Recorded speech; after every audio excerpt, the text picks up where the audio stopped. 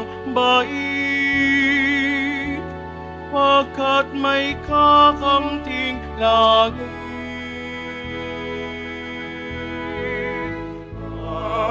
Alleluia,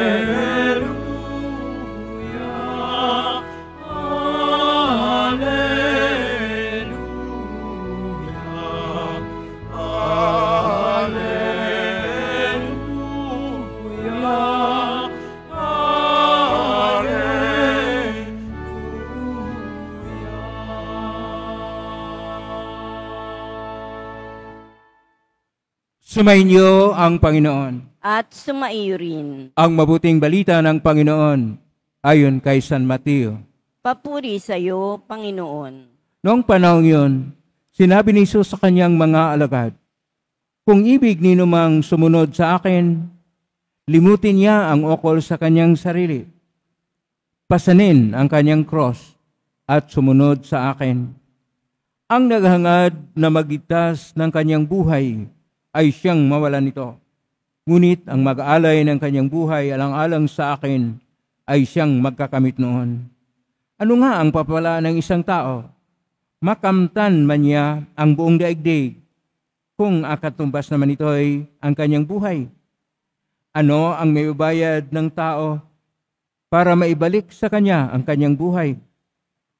Sapagkat darating ang anak ng tao na taglay ang dakilang kapangyarihan ng kanyang ama at kasama ang kanyang mga anghel. Sa panahong iyo'y gaganti niya ang bawat tao ayon sa kanyang ginawa. Sinasabi ko sa inyo, may ilan sa inyo rito na hindi mamatay hanggat di nila nakikita ang anak ng tao na pumaparito bilang hari. Ang mabuting balita ng Panginoon. Pinupuri ka namin, Panginoong Hesukristo. Magsiupo muna ang lahat. Isang mapagpalang araw po sa inyong lahat. Purihin po natin ang ating Pong Hesus Nazareno.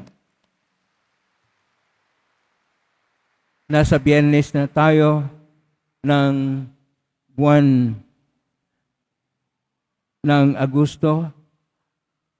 At sa panahong ito, na para sa ating Pong Hesus Nazareno, magsiksikan naman tayo uli na makapasok lang sa ating bahay ng Pong Hesus Nazareno dahil pinapahayag natin ang pagmamahal sa Kanya sapagkat siya ang tunay na nagligtas sa atin sa pamagitan ng Kanyang pag-alay ng Kanyang buhay sa pamagitan ng cross. At ngayon din, ginugunitan natin ang isang Carmelita na santa, si Santa Teresa Benedicta Croce o kilala sa pangalang Edith Stein, isang pilosopo na babae na pinatay o naging martir noong ikalawang giyera sa mundo. At dahil tungkol rin sa cross, ay atin ring pagnilay-nilayan mula sa ating Ebanghelyo ni San Mateo Kapitulo 16, versikulo 24 hanggang 28, ang versikulo 24 na nagsabi, kung ibig ni numan ang sumunod sa akin, limutin niya ang ukol sa kanyang sarili, pasanin ng kanyang cross, at sumunod sa akin. Araw ng Biyernes, araw ng ating pagkilala sa pagmamahal ng ating Panginoong Hesus Nazareno. Pasan niya ang cross upang ipakilala sa atin gaano kadakila ang kanyang pag-ibig na ang ating mga cross, ang pinapasan natin na cross, ay dala-dala niya upang tayo mabigyan ng buhay na ganap at ikasiyasya. Palakpakan po natin ang ating Pong Hesus Nazareno sapagkat dahil sa Kanya, tayo nagkaroon buhay na ganap at ikasiyasya dahil siya ay namatay sa cross alang-alang sa atin. Ano ba ang cross? Bakit sinabi ng ating Panginoon sa ating Ebanghelyo ngayon na limutin ang ating sarili, pasanin ang Kanyang cross? Ano ba ang mga cross sa buhay? Unahin mo natin ang cross. Sa salitang Hebreo, dahil ang ating pong Panginoong Hesus ay isang Hebreo. Ang cross ay salab. Para bang pag nakinig tayong mga Pilipino, silab. Ibig sabihin, pero salab, yun yung cross. Para bang love natin ang cross. Pero salab yun. Sa Koinoco Negrigo, sa ating pong Ebanghelyo, ay nakasulat sa orihinal sa Koinoco Negrigo, ito naman ay Stavros, na nasalin sa Latin, crox. At siyempre, sa English, cross, sa atin ay cross, na nagmula sa salitang Espanyol. Pero ang kahulugan ng cross ay isang simbolo ng pag-ibig ng Diyos. Na ang nakatayo ay ang ating relasyon, tayo at sa Diyos. At yung nakahiga na bahagi ay ang ating relasyon sa ating kapwa-tao at sa sangnilikha.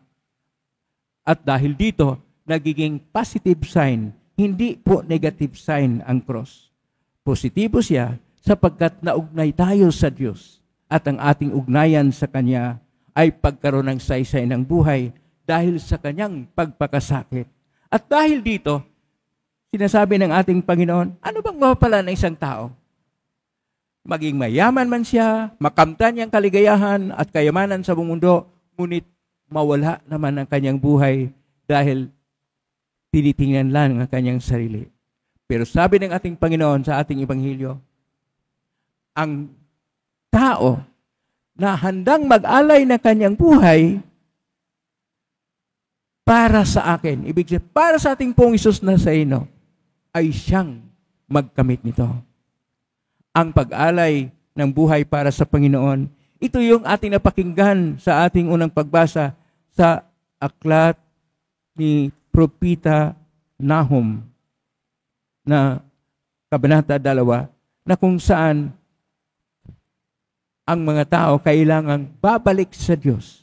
At ang pagbabalik sa Diyos, sapagkat gusto ng Diyos na sila ay pagtipunin muli na maging kanyang hinirang na bayan, sapagkat ayon pa sa ating salmong tugunan na mula sa aklat ni Jeremio, ang Panginoong Diyos ang siyang magpasya, ang may kapal na siyang magpasya kung tayo ba'y mamatay o magkaroon ng buhay na ganap at siya sapagkat tayo iligtas niya. At dahil sa pag-alay ng ating Panginoon sa krus at tayo kasama niya, hindi na po mabigat ang ating krus sa buhay dahil kalakbay tayo ng Panginoon. Kasama siya sa buhay natin. Ano bang krus sa buhay natin? Maari na ikaw ako maging krus sa buhay ng iba. Maari na kapitbahay mo ay krus mo dahil pasaway. O dili kaya yung asawa mo mismo pasaway. Kaya krus sa buhay. O mga anak mo ay pasaway ng mga magulang. O kaya mga magulang mo irresponsable, pasaway, krus din sa buhay mo kapag ikay mga anak na nagkaroon ng mga irresponsable na mga magulang. O dili kaya ang namamahala, ang mga nasa pamalaan, kapag sila'y nagpapahirap sa bayan, krus din sila sa taong bayan. Ang lahat ng mga kung anumang ginagawa kapag ka nagbigay ng problema at nagpapahirap ng tao, sila ang cross natin. Pero itong cross na ito ay dapat nating tanggapin at iwaksi. Sapagkat ang tunay na cross ay ang simbolo ng buhay. Ang cross na kung saan doon nag-alay ang ating Panginoon upang magkaroon tayo ng buhay ng hanggan. Kaya palakpakan po natin ang cross ng ating Panginoon na karga-karga niya upang tayo mabuhay at buhay na may saysay, buhay na may kabuluhan sapagkat namatay siya. Na tinubos tayong lahat dahil sa kabigatan ng cross ng ating kasalanan, napasan na buong paghihirap siya'y namatay sa cross. At tuwing Biyernes, ito ang ating panahon na magpasalamat sa ating Panginoon sa panahon ng banal na misa na tayo nakiisa sa kanyang sakripisyo. Dumululog tayo ng mga biyaya at grasya ng Panginoon mula sa kanya.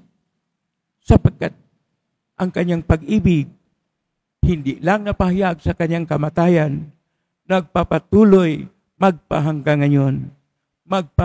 ngayon. Gumawa ng mga himala ang pong Hesus Nazareno para sa lahat ng mga namimintuho sa Kanya.